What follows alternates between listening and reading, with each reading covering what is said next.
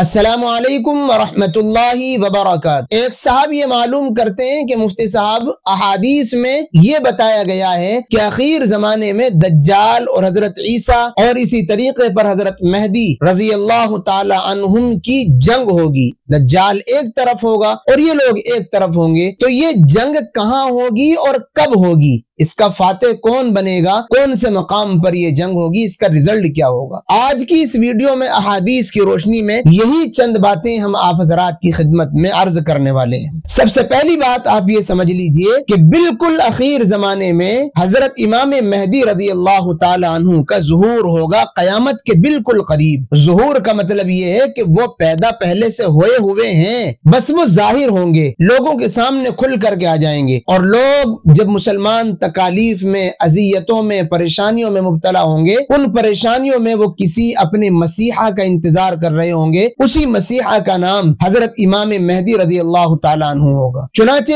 وہ خانہ کعبہ میں طواف کر رہے ہوں گے، رکن یمانی اور مقام ابراہیمی کے درمیان ہوں گے، ابدالوں کی ایک جماعت ان کو تلاش میں نکلی ہوئی ہوگی، وہاں ان کو پالے گی اور وہ اپنے امام مہدی ہونے کا اقرار کریں گے، اور اولیاء اور ابدالوں کی جماعت ان کے ہاتھ پر پھر بیعت کر لے گی۔ بیعت کرنے کے بعد حضرت امام مہدی رضی اللہ تعالیٰ عنہ کا تعارف ہو جائے گا، سب لوگ پہچان جائیں گے۔ ان کے ظہور کے 7 سال بعد دجال نکلے گا۔ نکلنے کا مطلب یہ ہے کہ وہ بھی پیدا ہو چکا ہے، ایک جزیرے میں قید کر کے زنجیروں سے باندھ کر اس کو رکھا گیا ہے۔ حضرت تمیم داری رضی اللہ تعالیٰ عنہ کی روایت میں یہ مضمون موجود ہے۔ 7 سال بعد حضرت امام مہدی رضی اللہ تعالیٰ عنہ کے وہ نکلے گا، اور اس کو قتل کرنے کے لیے پھر اللہ تعالیٰ آسمان سے حضرت عیسیٰ علیہ الصلوۃ والتسلیم کو نازل کرے گا، اور وہ جس عمر میں یہاں سے زمین سے آسمان پر اٹھائے گئے تھے اسی عمر میں واپس آئیں گے۔ حضرت عیسیٰ علیہ الصلوۃ والتسلیم سرزمین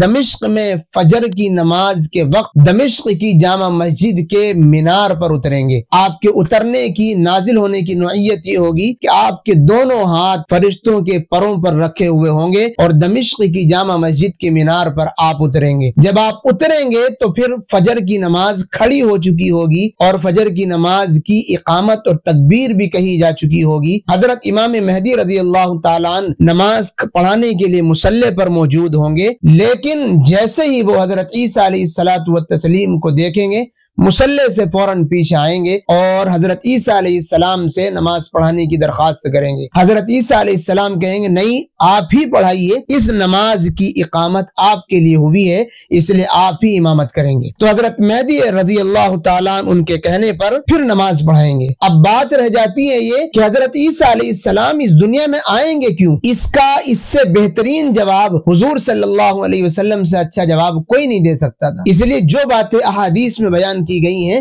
وہی میں آپ کو بتا رہا ہوں۔ حضرت عیسیٰ علیہ الصلوۃ والتسلیم کے آنے کا ایک مقصد یہ ہوگا، صلیب کو توڑ دیں گے، جو ان کی مذہبی، عیسائیوں کا مذہبی شعار ہوگا، مذہبی پہچان ہوتی ہے، اس کو وہ توڑ دیں گے، اور اسی طریقے پر خنزیر کو قتل کر دیں گے۔ تیسرا کام، جزیہ لوگوں سے روک دیں گے، ظالم حکومت اور حاکموں کی جانب سے لوگوں سے ٹیکس اور جزیہ جو وصول کیا جاتا ہوگا اس کو وہ روک دیں گے، اور اسی طریقے پر تمام لوگوں کو اسلام کی دعوت دیں گے۔ اس لیے اس زمانے میں صرف اسلام کے ماننے والے باقی رہ جائیں گے، اور اس کے علاوہ کوئی اور ملت اور کوئی مذہب دنیا میں باقی نہیں رہے گا۔ اور ان کے زمانے میں حضرت عیسیٰ علیہ الصلوۃ والتسلیم کے زمانے میں دجال بھی ہوگا۔ حضرت عیسیٰ علیہ الصلوۃ والتسلیم مسیح دجال کو ہلاک کر دیں گے، اور اسی طریقے پر اس وقت زمین میں امن، چین، سکون، شانتی قائم ہو جائے گا۔ اتنا امن اور چین، سکون، شانتی ہوگا کہ چیتے کا بیلوں کے ساتھ اور اسی طریقے پر شیروں کا اونٹ کے ساتھ چلنا پھرنا بھی ہوگا، اور شیر، بھیڑیے، بکریوں کے ساتھ چلے پھریں گے، لیکن کوئی کسی کو اذیت اور تکلیف نہیں پہنچائے گا۔ یہ ایک دوسرے کے دشمن ہونے کے باوجود سب ایک دوسرے کے لیے راحت، امن، چین، سکون، شانتی کا ذریعہ بنیں گے۔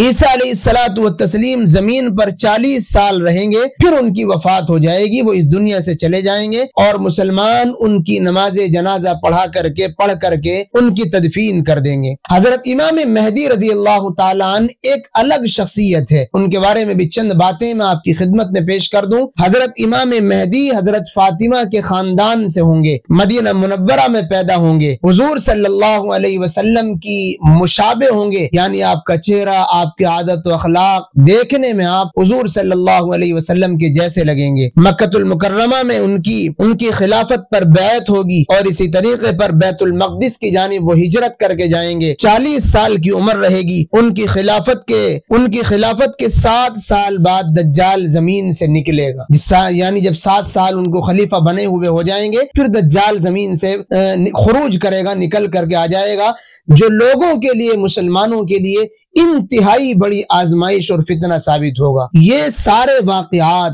یہ سارے حالات کب پیش آئیں گے؟